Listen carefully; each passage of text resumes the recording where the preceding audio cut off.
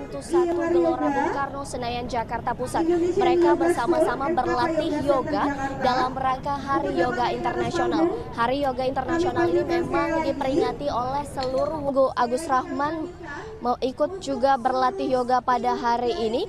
Dan tidak hanya di Indonesia, Rike, namun di sejumlah negara seperti Malaysia juga ikut menyemarakan Hari Yoga Internasional yang jatuh pada tanggal 21 Juni hari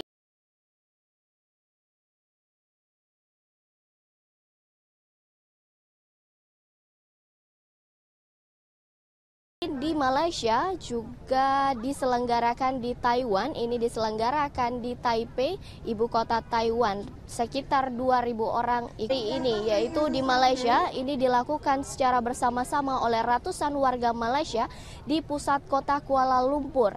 Dan juga selain lalu, manfaat yoga ini juga banyak sekali, Rike. Di antaranya apabila saat puasa, jika kita fokus pada latihan pernapasan, maka ini akan meningkatkan suplai oksigen dalam otak dan juga menyelaraskan hormon sehingga dapat meningkatkan stamina ketika berpuasa.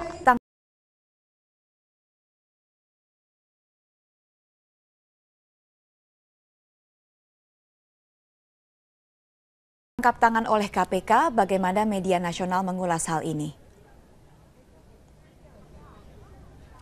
Oke, baik Rike, di sini saya di bulan suci Ramadan ini.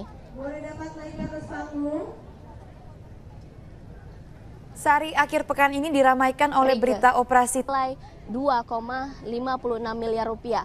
Suap ini terkait dengan pembahasan APBD tahun anggaran 2015 kepada anggota DPRD Musi Banyuasin. Di sini dikutip pernyataan dari Koordinator Divisi Monitoring Hukum dan Peradilan Indonesia Corruption Watch atau ICW, Emerson Yunto, berpendapat ketika keberhasilan KPK dalam OTT atau operasi tangkap tentang penyadapan ini sangat disayangkan karena penyadapan ini merupakan salah satu ujung tombak yang efektif dalam memberantas korupsi di Indonesia. Selain itu, tentang operasi tangkap tangan pejabat ternama di Musi Banyuasin ini juga diangkat oleh surat kabar nasional Kompas. Di sini berjudul Penyadapan KPK Terbukti Efektif. Tidak hanya itu, dalam surat kabar nasional Kompas ini 80.000 unit per hari.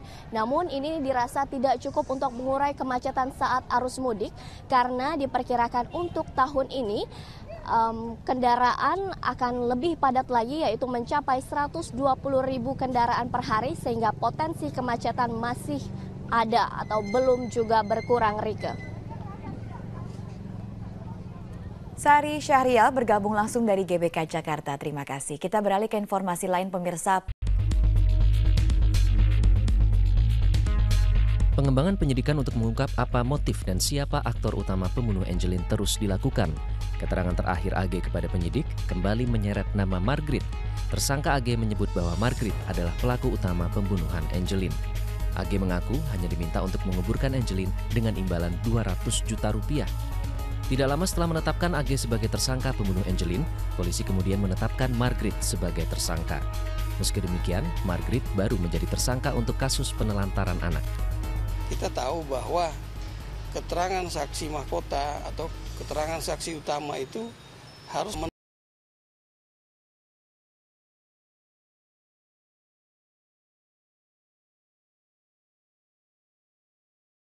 mentah. Karena nanti pertanggungjawaban tersebut kita akan sampaikan melalui jaksa penuntut umum dalam bentuk berkas perkara di sidang pengadilan. Sabtu sore hingga Sabtu malam penyidik kembali memeriksa Margrit sebagai saksi tersangka AG. Margrit diperiksa selama 7 jam. Kuasa hukum Margrit menyatakan dalam pemeriksaan tersebut kliennya dicecar 53 pertanyaan. Kita sebagai kuasa hukum kan kita sampaikan. Jadi beliau sampaikan itu tidak benar, saya sudah bicarakan yang sebenar-benarnya pada saat diperiksa dari pertama kali diperiksa. Yang mana? Ini tidak benar dong, Ibu Margaret tidak membunuh anaknya sendiri. Sementara itu tim Inafis Polresta Denpasar kembali mendata. Saat ini kepolisian Bali masih melakukan pendalaman bukti terhadap temuan di rumah Margrit untuk menjerat tersangka baru. Tim Liputan Metro TV.